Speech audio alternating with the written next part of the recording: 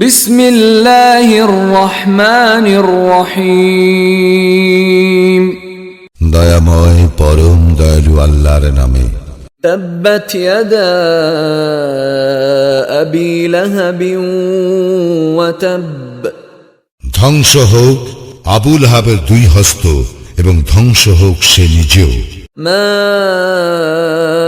আগনা আনহু মালুহু ওয়া মা কাসাব। উহার ধন সম্পদ ও উহার উপার্জন উহার কোনো কাজে আসে নাই। সায়াসলা নারান যাতা লাহাব। অচিরেই সে প্রবেশ করিবে লেলিহান অগ্নিতে। ওয়ামরাআতুহু হাম্মালাতাল হাতাব।